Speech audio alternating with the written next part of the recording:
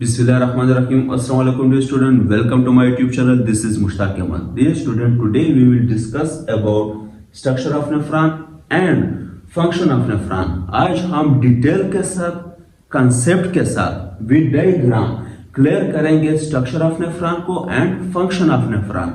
तो आपने लास्ट तक हमारे साथ रहना है, आपकी जितनी कंफ्यूजन होगी वो आज क्लियर हो जाएगी। Dear student, structure of nephron को डिस्कस करने से पहले जिस तरह आप सब जानते हैं कि हमारे बॉडी में पेयर ऑफ किडनीज होते हैं, क्लियर, और नेफ्रॉन कहां पर प्रेजेंट होता है, ये किडनी में प्रेजेंट होता है। डियर स्टूडेंट, किडनी के मेजर दो पार्ट्स होते हैं, एक आउटर डार्कर रीजन जिसको हम रीनल कॉर्टेक्स कहते हैं और एक इनर लाइटर रीजन जिसको हम रीनल मेडुला कहते हैं।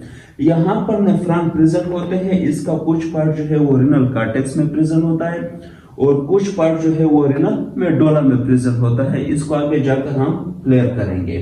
डियर स्टूडेंट, हमारे बॉडी में जो किडनी प्रेजेंट होते हैं तो एक किडनी में around about 1 million nephron present होते हैं, क्लियर। तो ये पॉइंट मस्ट आपने एमसीक्यूज के लिए याद रखना है। अब हम डिस्कस करते हैं पार्ट्स ऑफ नेफ्रॉन को। डियर स्टूडेंट, नेफ्रॉन को बेसिकली हम दो पार्ट्स में डिवाइड करते हैं। एक को हम कहते हैं रीनल कार्पसल और दूसरे को हम कहते हैं रीनल ट्यूब्यूल। सबसे पहले हम रीनल कार्पसल को डिस्कस करते हैं। डियर स्टूडेंट, रीनल कार्पसल में दो पार्ट्स आते हैं, एक को हम कहते हैं बोमन कैप्सूल और दूसरे को हम कहते हैं ग्लोमेरुलस। अगर हम यहाँ पर स्ट्रक्चर में देखें तो यहाँ पर ये जो ब्लू कलर में आपको कप शेप लाइक स्ट्रक्चर नजर आ रहा है, इसको हम क्या कहते हैं, बोमन कैप्सूल, क्लियर। इसके अंदर यहाँ पर एक cluster of blood capillaries present होते हैं, यानी एक बंच ऑफ कैपिलरीज यहाँ पर प्रेजेंट होते हैं, क्लियर।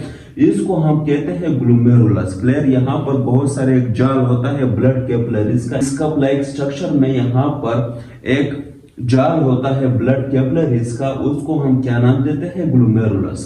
नो डियर स्टूडेंट, ये वाला जो पार्ट है, clear, Bowman capsule and glomerulus, इस पार्ट को हम क्या कहते हैं, रीनल कार्पसल कहते हैं। तो ये पॉइंट मस्ट आपने एमसीक्यूज के लिए याद रखना है। अब हम बात करते हैं सेकंड पार्ट की। डियर स्टूडेंट, सेकंड पार्ट को हम क्या कहते हैं, रीनल ट्यूब्यूल कहते हैं। रीनल ट्यूब्यूल में आपको 4 पार्ट्स मिलेंगे। First one is proximal convoluted tubule, second is lobe of Henle, and third one is distal convoluted tubule, and fourth one is collecting duct. Now dear student, अब यहाँ पर इन parts को हम इस structure में देखते हैं कि ये कहाँ पर प्रेजेंट है। डियर स्टूडेंट, जो रीनल कार्पसल है, इसके बाद जो पार्ट शुरू होता है फोल्डेड स्ट्रक्चर, क्लियर, इसको हम क्या कहते हैं, प्रॉक्सिमल कन्वोल्यूटेड ट्यूब्यूल। ये वाला जो पार्ट है, इस पार्ट को हम क्या कहते हैं, प्रॉक्सिमल कन्वोल्यूटेड ट्यूब्यूल। इसके बाद ये यू शेप लाइक स्ट्रक्चर आपको नजर आ रहा होगा, क्लियर। इस स्ट्रक्चर को हम क्या कहते हैं, you like shape, lobe of Henley. इसके बाद नेक्स्ट यहाँ पर डिस्टल कन्वोल्यूटेड ट्यूब्यूल, ये लोब ऑफ हेनली जो है ये आगे जाकर फिर फोल्ड होता है, क्लियर, फोल्डेड स्ट्रक्चर होता है। इस पार्ट को हम क्या नाम देते हैं, distal convoluted tubule. Dear student, जो लास्ट पार्ट है डिस्टल कन्वोल्यूटेड ट्यूब्यूल आगे जाकर किससे मिलता है, कलेक्टिंग डक्ट से। ये है लास्ट पार्ट और यहाँ से फिर यूरिन कलेक्ट होकर आगे रीनल पेल्विस में जाता है यहाँ पर, और फिर यहाँ से आगे वो यूरिटर में जाकर यूरिन ब्लैडर और फिर यूरिथ्रा से ये मूव आउट होते हैं। नो डियर स्टूडेंट, अब हमें क्लियर हो गया कि नेफ्रॉन के बेसिकली दो पार्ट्स है, उन दो पार्ट्स को हमने मजीद डिवाइड किया into Bowman capsule and glomerulus, और फिर रीनल ट्यूब्यूल को हमने मजीद 4 पार्ट्स में डिवाइड किया, proximal convoluted tubule, lobe of Henley, distal convoluted tubule, ये वाला पार्ट जो है, और फिर last one is collecting duct. ये डिस्टल कन्वोल्यूटेड ट्यूब्यूल आगे जाकर किससे मिलती है, कलेक्टिंग डक्ट से। तो ये 4 पार्ट्स हो गए रीनल ट्यूब्यूल के और 2 पार्ट्स हो गए रीनल कार्पसल के। नो डियर स्टूडेंट, ये पॉइंट मस्ट आपने एमसीक्यूज के लिए और कंसेप्ट के लिए ये पार्ट्स आपने क्लियर करने हैं, समझने हैं। डियर स्टूडेंट, अब जिस तरह हमने पहले बात की कि नेफ्रॉन का कुछ पार्ट जो है वो रीनल कॉर्टेक्स में प्रेजेंट होता है और कुछ पार्ट जो है वो रीनल मेडुला में प्रेजेंट होता है, क्लियर। डियर स्टूडेंट, यहाँ पर हमने शो किया है कि रीनल कॉर्टेक्स में कौन से पार्ट्स आते हैं और रेनल मेडोला में कौन से पार्ट्स आते हैं? डियर स्टूडेंट, रेनल कॉर्टेक्स में जो रेनल का पसल का पार्ट है यानी बोमन कैप्सूल और ग्लोमेरुलस, ये दोनों किस चीज में आते हैं? रेनल कॉर्टेक्स में। इसके अलावा प्रॉक्सिमल कन्वोल्यूटेड ट्यूब्यूल जो नेफ्रॉन का पार्ट है रेनल ट्यूब्यूल का, ये किस में आता है? रेनल कॉर्टेक्स में आता है। इसके अलावा डिस्टल कन्वोल्यूटेड ट्यूब्यूल ये किस में आता है? रेनल कॉर्टेक्स में आता है। डियर स्टूडेंट, ये पॉइंट मस्ट आपने एमसीक्यूज के लिए याद रखना है कि लोब ऑफ हेनरी जो है ये कहां पर प्रेजेंट होता है? रेनल मेडोला में। क्लियर? इसके अलावा कलेक्टिंग डक्ट का कुछ पार्ट जो है वो रेनल कॉर्टेक्स में होता है और कुछ पार्ट जो है वो रेनल मेडोला में प्रेजेंट होता है। तो ये पॉइंट मस्ट आपने क्लियर करने हैं। नो डियर स्टूडेंट, अब हम डिस्कस करते हैं फंक्शन ऑफ नेफ्रॉन को। डियर स्टूडेंट, नेफ्रॉन का जो मेन फंक्शन है वो क्या है? Formation of urine. Dear student, nephron जो है वो रिस्पांसिबल है किस चीज के लिए? यूरिन फॉर्मेशन के लिए, यानी हमारे बॉडी में जो यूरिन बनता है तो उसके लिए रिस्पांसिबल कौन है? नेफ्रॉन है। नेफ्रॉन जो है वो ब्लड की फिल्ट्रेशन करके यूरिन बनाता है। क्लियर?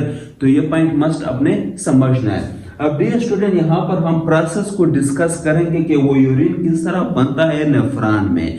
डियर स्टूडेंट, सबसे पहले हम डिस्कस करते हैं जो नेफ्रॉन का रेनल का पसल का पार्ट है। क्लियर? यानी कि जो फर्स्ट पार्ट है जिसके अंदर बोमन कैप्सूल आता है और ग्लोमेरुलस आते हैं। क्लियर? तो यहाँ पर सबसे पहले ब्लड की फिल्ट्रेशन होती है और फिर आगे जाकर यहाँ पर कलेक्टिंग डक्ट में यूरिन फाइनली बन जाता है। नो डियर स्टूडेंट, सबसे पहले हम बात करते हैं रेनल का पसल की। रेनल का पसल में जिस तरह आप जानते हैं कि इसमें दो पार्ट्स होते हैं, एक को हम कहते हैं बोमन कैप्सूल, ये जो कप लाइक शेप स्ट्रक्चर है, और यहाँ पर कैपिलरीज होते हैं, क्लस्टर ऑफ कैपिलरीज। यहाँ पर एक जाल होता है कैपिलरीज का जिसको हमने ग्लोमेरुलस का नाम दिया था यहाँ पर। नो डियर स्टूडेंट, सबसे पहले आपने याद रखना है कि बोमन कैप्सूल में जो कैपिलरी या जो आर्टरी इंटर होती है उसको हम क्या कहते हैं? अफरेंट आर्टरियोल कहते हैं। क्लियर? और यहां से जो कैपिलरी बाहर निकलती है उसको हम क्या कहते हैं? एफरेंट आर्टरियोल कहते हैं। ये डिफरेंस मस्ट आपने समझना है कि जो आर्टरी या जो ब्लड वेसल यहाँ पर इंटर होता है उसको हम क्या कहते हैं? एफरेंट आर्टरियोल, एस से स्टार्ट होता है। क्लियर? और जो यहां से बाहर निकलता है उसको हम क्या कहते हैं? एफरेंट आर्टरियोल, इस से स्टार्ट होता है। तो ये पॉइंट मस्ट आपने एमसीक्यूज के लिए याद रखना है।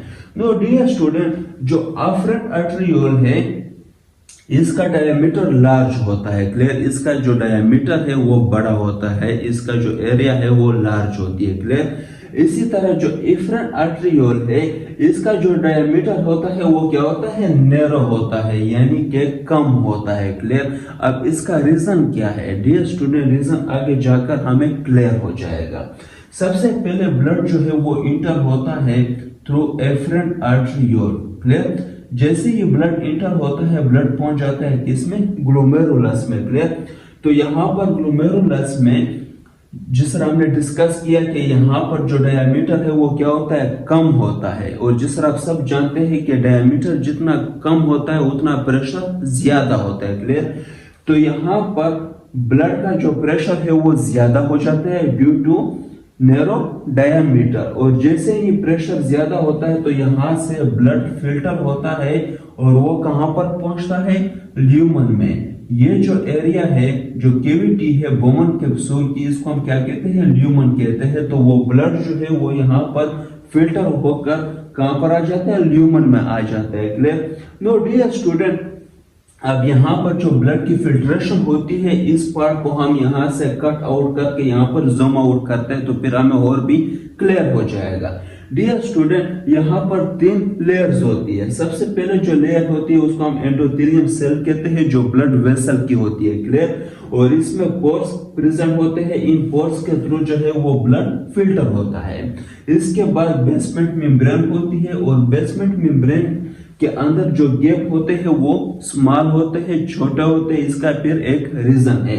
इसके बाद पोडोसाइट सेल्स होते हैं किसके? बोमन कैप्सूल के, और इसमें जो है वो गैप लार्ज होते हैं। क्लियर? नो डियर स्टूडेंट, सबसे पहले ब्लड यहां से फिल्टर होता है इन पोर्स के थ्रू। फिर बेसमेंट मेम्ब्रेन में जो लार्जर सेल्स होते हैं जिस तरह red blood cell, white blood cell, platelets, इसके अलावा जो मैक्रो मॉलिक्यूल होते हैं, जो लार्ज मॉलिक्यूल होते हैं, क्लियर, वो बेसमेंट मेम्ब्रेन से वापस आ जाते हैं, क्लियर। वो यहाँ पर फिल्टर नहीं हो सकते क्योंकि यहाँ पर गैप कम है बेसमेंट मेम्ब्रेन में।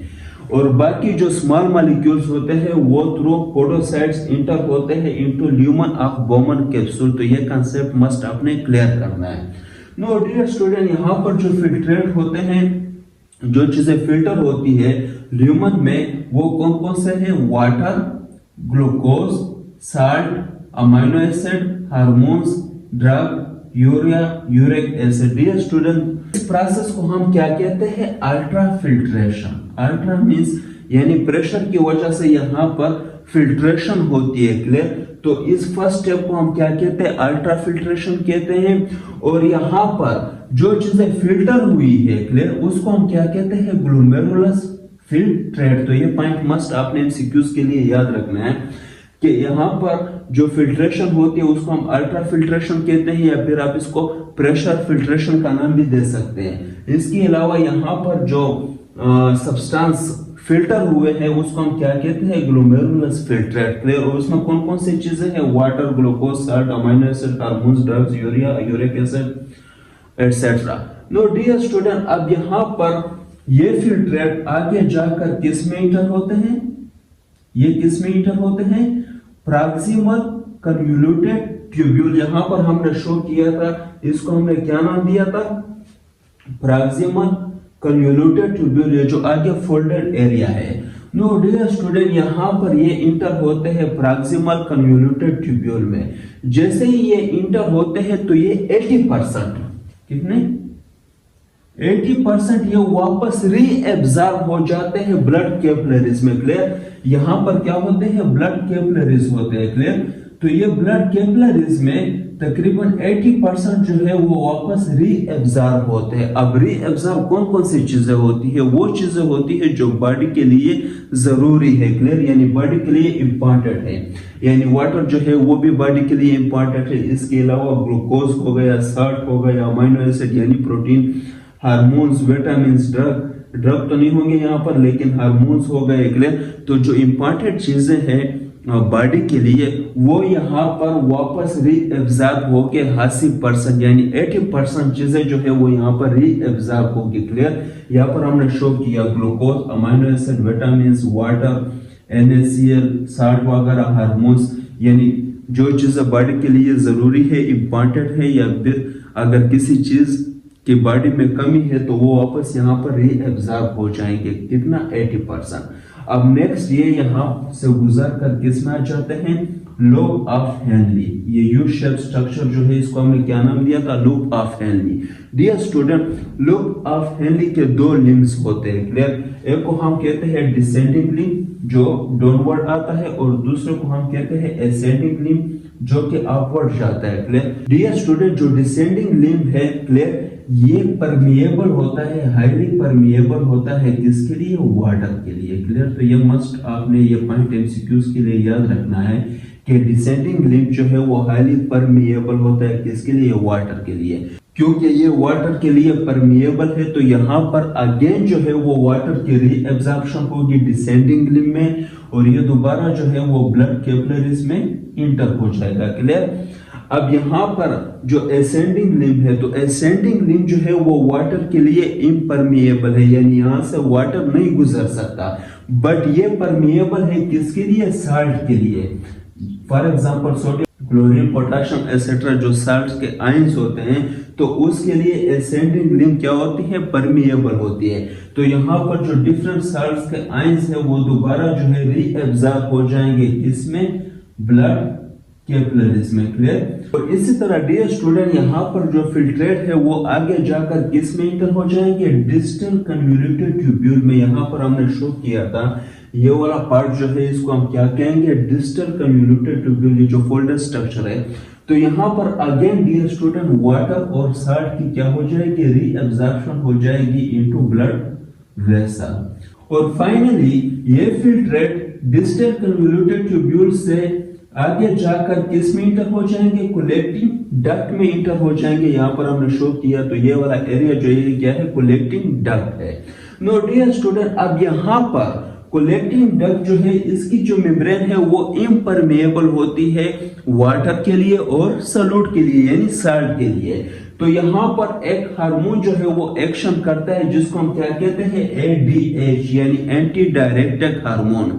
अगर ब्लड में वाटर की कमी होती है तो फिर ये हार्मोन रिलीज हो जाता है, एंटी डायरेक्टिक हार्मोन। ये क्या करता है, ये वाटर को वापस रीएब्सॉर्ब करता है इसमें ब्लड कैपिलरीज में। लेकिन अगर ब्लड में वाटर की कमी ना हो, क्लियर, तो फिर जो है ये रिलीज नहीं होगा। लेकिन अगर ब्लड में वाटर की कमी हो और वाटर यहाँ पर ज्यादा हो तो ये वापस ब्लड को क्या करेगा, रीएब्सॉर्ब करेगा into blood vessel. No dear student, ये सारी जो रीएब्सॉर्प्शन हमने डिस्कस की इसको हम क्या कहते हैं, सेलेक्टिव रीएब्सॉर्प्शन। क्लियर, सबसे पहले हमने रीएब्सॉर्प्शन डिस्कस किया किसमें, प्रॉक्सिमल कन्वोल्यूटेड ट्यूब्यूल में। नेक्स्ट हमने डिस्कस किया reabsorption in loop of Henle. Third हमने डिस्कस किया reabsorption in distal convoluted tubule, distal convoluted tubule. Fourth number पर हमने डिस्कस किया reabsorption in collecting duct. Collecting duct जो होती है वो इम्परमेएबल होती है, तो यहाँ पर एडीएच हार्मोन जो है वो एक्शन करता है, क्लियर, और वाटर को क्या करता है, वापस रीएब्सॉर्ब कर देता है। नो डियर स्टूडेंट, अब हम बात करते हैं ट्यूब्यूलर सिक्रेशन की। ट्यूब्यूलर सिक्रेशन जो है क्या होती है, एक्टिव ट्रांसपोर्ट होती है, क्लियर, एक्टिव ट्रांसपोर्ट यानी इसमें एनर्जी का यूज होगा, क्लियर, और उस एनर्जी के रिजल्ट में क्या होगा, ट्यूब्यूलर सिक्रेशन होगी। अब ट्यूब्यूलर सिक्रेशन का क्या मतलब है, ट्यूब्यूलर सिक्रेशन का मतलब यह है कि अगर ब्लड में कोई भी एक्स्ट्रा चीज हो या फिर टॉक्सिक सब्सटेंस हो, फॉर एग्जांपल ड्रग्स हो या फिर हाइड्रोजन आयन हो, यानी एक्स्ट्रा चीजें हो, क्लियर, तो वो जो है उसको वापस जो है वो कैपिलरी क्या करेगी, सीक्रेट करेगी इनटू रीनल ट्यूब्यूल। यानी कैपिलरी से अभी तक जो हमने डिस्कस किया वो हमने क्या डिस्कस किया, रीएब्सॉर्प्शन। रीएब्सॉर्प्शन में क्या था कि जो चीजें यहाँ पर फिल्टर हुई थी, क्लियर, यानी जो फिल्ट्रेट थे यहाँ पर वो दोबारा वापस जाकर ब्लड के वेसल में इंटर हो जाते थे। बट ट्यूब्यूलर सिक्रेशन में क्या होता है कि यहाँ पर एक्टिव ट्रांसपोर्ट एक तो होती है, ये बात मस्ट आपने याद रखनी, और दूसरा इसमें क्या होता है कि ब्लड के अंदर जो हाइड्रोजन आयन है, पोटेशियम आयन है या फिर ड्रग्स है, टॉक्सिक सब्सटेंसेस है, तो वो एनर्जी का यूज करके यहाँ से ब्लड वेसल से आगे जो है वो फिल्टर होती है किसमें, नेफ्रॉन के रीनल ट्यूब्यूल में। यानी ये जितना भी स्ट्रक्चर है इसको हम क्या कहते हैं, रीनल ट्यूब्यूल कहते हैं। तो वापस आना, और ये प्रोसेस सबसे ज्यादा कहां पर होता है, ये डिस्टल कन्वोल्यूटेड ट्यूब्यूल में होता है और कोलेक्टिंग डक्ट में होता है। यानी कि अगर ब्लड के अंदर कोई भी टॉक्सिक सब्सटेंस हो या पीएच सही ना हो, यानी हाइड्रोजन आयन ज्यादा हो, पोटेशियम आयन ज्यादा हो, तो उनका दोबारा वापस आना किसमें, नेफ्रॉन के रीनल ट्यूब्यूल में। तो इस प्रोसेस को हम क्या कहते हैं, ट्यूब्यूलर सिक्रेशन कहते हैं। तो ये पॉइंट मस्ट आपने याद रखना है। नो डियर स्टूडेंट, जो यूरिन फॉर्मेशन है वो 3 स्टेजेस में होती है, क्लियर। सबसे पहले अल्ट्राफिल्ट्रेशन होती है, और अल्ट्राफिल्ट्रेशन कहां पर होती है, ये बोमन कैप्सूल और ग्लोमेरुलस यहाँ पर होती है। इससे ये प्रेशर बढ़ जाता है तो उसके रिजल्ट में जो ब्लड है वो फिल्टर होता है, और ये डिफरेंट किस्म के जो सब्सटेंस है ये फिल्टर होते हैं। ये आगे जाकर प्रॉक्सिमल कन्वोल्यूटेड ट्यूब्यूल में जाते हैं, और यहाँ पर इन सब्सटेंस की जो है 80% जो है वो रीएब्सॉर्प्शन हो जाती है, दोबारा ये ब्लड में चले जाते हैं। फिर लोब ऑफ हेनली जो डिसेंडिंग लिम्फ है उसमें वाटर की रीएब्सॉर्प्शन होती है, और जो असेंडिंग लिम्फ है उसमें डिफरेंट किस्म के जो साल्ट्स के आयन है उनकी रीएब्सॉर्प्शन होती है। फिर डिस्टल कन्वोल्यूटेड ट्यूब्यूल में जो है अगेन वाटर की और साल्ट की रीएब्सॉर्प्शन होती है। और फिर कोलेक्टिंग डक्ट में क्या होता है, ये जो मेम्ब्रेन है ये इम्परमेएबल होती है वाटर के लिए और सॉल्यूट के लिए। तो यहाँ पर एक्सटर्नली हार्मोन है एडीएच, एंटी डायरेक्टिक हार्मोन। ये क्या करता है, ये बॉडी में वाटर के बैलेंस को बरकरार रखता है। अगर ब्लड वेसल में या ब्लड में जो है वाटर की कमी हो तो ये रिलीज हो जाता है, और जब ये रिलीज होता है तो ये वाटर को एक्टिवली ट्रांसपोर्ट करता है from collecting duct to capillaries. Clear? No dear student, फिर हमने बात की ट्यूबुलर सिक्रेशन की। ट्यूबुलर सिक्रेशन में क्या होता है कि ब्लड के अंदर अगर कोई भी एक्स्ट्रा चीज हो, यानी वाटर हो, पोटाशियम, हाइड्रोजन आयन हो, या इसके अलावा ड्रग्स हो, टॉक्सिक सब्सटेंस हो, तो उसको एक्टिवली जो है वो ट्रांसपोर्ट करते हैं from blood capillaries to renal tubule of a nephron. No dear student, मुझे उम्मीद है कि आप सबको समझ आ गया होगा, और अगर किसी को कोई कंफ्यूजन हो तो वो कमेंट में मुझसे पूछ सकते हैं, इंशाल्लाह मैं उसको क्लियर करूंगा। Thank you very much.